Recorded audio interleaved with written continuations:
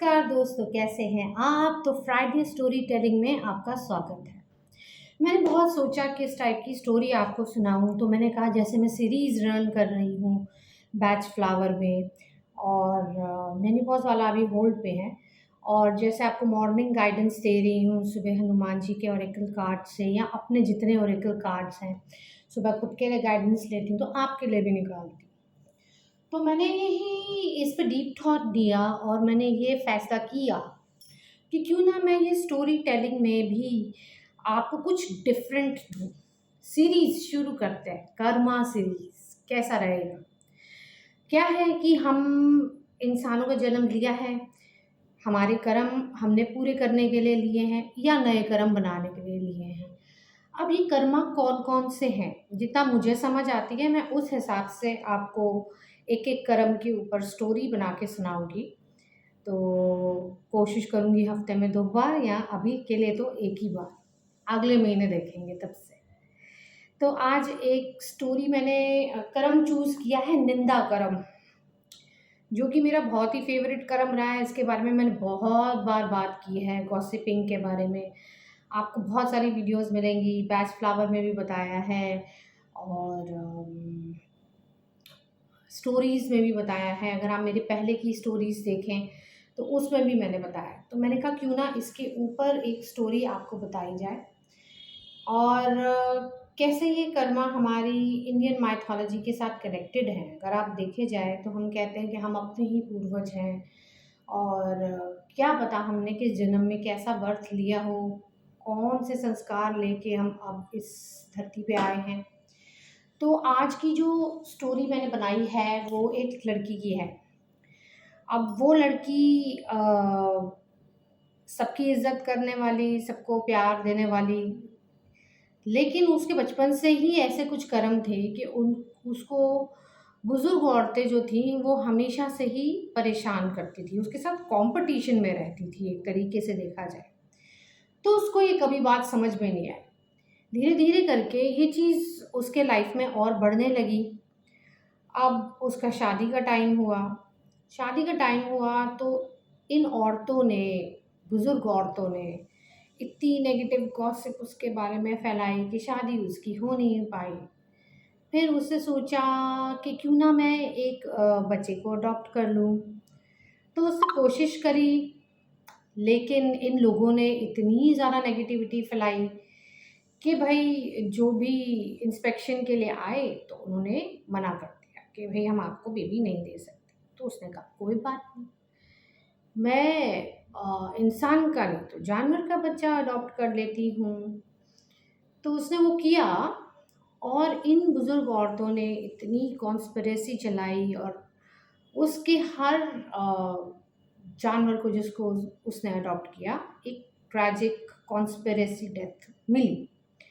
बहुत परेशान हुई, रोज़ उसके घर के बाहर झाड़ू पड़े हुए हैं, झाड़ू के डंडे पड़े हुए हैं, या फिर फूल पड़े हुए हैं, और उसको इधर-उधर से अपने बारे में काफ़ी नेगेटिव बातें सुनने को मिल रही थी। बहुत परेशान हो गई। वो कहती है यार, ये मैंने क्या किया है? मैं किसी से ज़्यादा बोलती नहीं, किसी के पास जाती नहीं, ये कहाँ से कहानियाँ बन रही हैं और क्यों मेरे पीछे पड़ गए हैं? तो एक दफ़ा तो उसने इन सब से थक हार के कहा, भगवान अब तू मुझे उठा ले, मैं हाथ जोड़ती हूँ, मुझे घर अपने वापस बुला ले, मैं थक गई तेरी दुनिया में। यहाँ पे तो जिसको जितनी इज़्ज़त दो वो उतनी ही बेइज़्ज़ती करता है आपकी। यहाँ जिसकी मदद करो वो पलट के वार करता है। कैसी दुनिया है भई? तो अब उसकी जो कॉल थी वो बहुत ही प्योर हार्ट से थी, और भगवान जी जो थे ना, वो उसकी वो कॉल को सुन रहे थे। तो सुन रहे थे, अनहर्ड तो कोई आपकी प्रेयर जाती नहीं है। तो वो ये प्रे करते-करते सो गई, रोते-रोते सो गई तो उसको हनुमान जी सपने में आए। हनुमान जी आए, कहते ये तूने क्या रिक्वेस्ट भेजी है भगवान को भई? किस लिए तेरे को वापस घर आना है? ये तेरा जो धर्म युद्ध है उसको तो तू छोड़ नहीं सकती। धरती पे तो तुझे रहना होगा। तो उसने कहा कि भई मैं मेरे साथ जो सर्कमस्टांसेस हैं आप देख ही रहे हैं, तो मैं क्यों रहूँ भई, और मैंने किया क्या है जो मेरे को इतना सब भुगतना पड़ रहा है, और ऐसे ही बुज़ुर्ग औरतें कॉन्स्पायर कर रही हैं, कॉम्पिटिशन कर रही हैं, उल्टी-सीधी चीज़ें मेरे घर के बाहर रख रही हैं, हमें परेशान करके रखा है। तो उन्होंने कहा कि तुमने रामायणा पढ़ी है? तो उसने कहा हाँ पढ़ी है। तो कहते उसमें तुम्हें कैकेयी माता का रोल पता है? उन्होंने भी मंथरा की बातों में आके अपने किंगडम की हैप्पीनेस को खो दिया था। और अगर हम देखें तो राम जी ने, उनका भी ये निंदा कर्म था। फिर राम जी ने ये निंदा कर्म भुगता, जो 14 साल वो वनवास पे रहे। सीता माता ने ये निंदा कर्म भुगता, जब एक धोबी ने उनके करैक्टर पे उंगली उठाई। पर इन सबको माफ़ कर दो। ये जो बूढ़ी औरतें हैं ना, इनको कैकेयी माता की तरह ट्रीट करो कि इनके कर्म हैं, ये अपने संस्कारों में फंसी हुई हैं, और इस दुनिया में जो आता है वो अपना ही बीज बोता है और अपना ही पौधा उगाता है। तो हर इंसान का कर्म उसके सामने आता है। तो तुम अपने दिल में इनके लिए कुछ मत रखो। अगर कैकेयी माता इस निंदा कर्म में गिरी थी, तो सीता माता इस निंदा कर्म से उठी हैं, उन्होंने राइज किया है। तो उसने कहा कि आप कहना क्या चाहते हो? देखो इनकी मदद करने वाले ये गली के स्वीपर्स हैं, मेड्स हैं, ये इनके थ्रू ये सब काम कराते हैं, तो मैं इनको कैसे माफ़ कर दूँ? मैं तो इनको हमेशा से ही अच्छे तरीके से ट्रीट किया। तो उन्होंने कहा कि सीता माता ने भी सबको अच्छे से ट्रीट किया, फिर भी धोबी ने उनके ऊपर इल्ज़ाम लगाया। तो सीता माता ने क्या कहा कि तुम मेरे बच्चे हो, बच्चा गलती करता है तो उनको माफ़ कर दिया जाता है। तुम ये सोचो कि उनकी ये जो गलती है ना, वो उनके संस्कारों में उलझी हुई है, और हर कोई अपना जो है कर्म इस धरती से भुगत के ही जाएगा, ऐसे नहीं जाएगा। तो उसने कहा कि पर मैं ही क्यों? हाँ, इसलिए क्योंकि भगवान जी जो है ना, वो अपनी आर्मी बना रहे हैं, और तुम भगवान जी की आर्मी में एक सोल्जर हो। जब तक एक सोल्जर का खून बहता नहीं, तब तक वो उस घाव को समझता नहीं।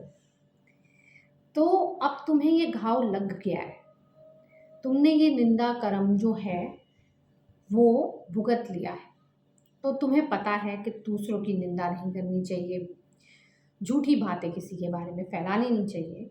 और अब तुम गॉड की आर्मी में हो, तो ना तुम फैलाओ, और जो फैला रहा है उसको रोकने का काम आगे जाके तुम करोगे।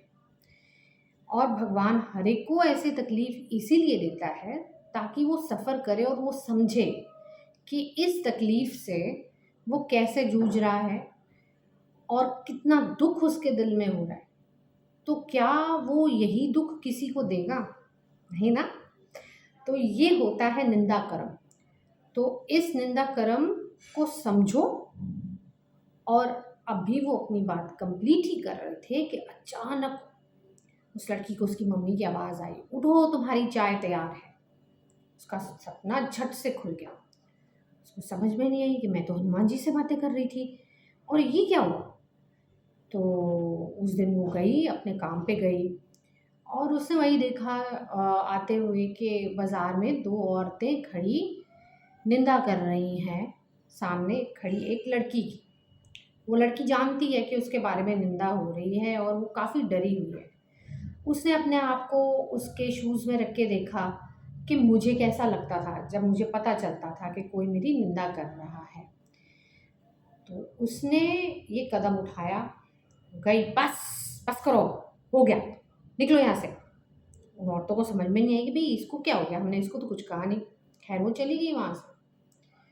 उस लड़की ने मुड़कर देखा, स्माइल पास की, और वो उसके पास कहा, धन्यवाद, हनुमान जी आपके साथ रहे और आपके ऊपर श्री राम जी की कृपा रहे।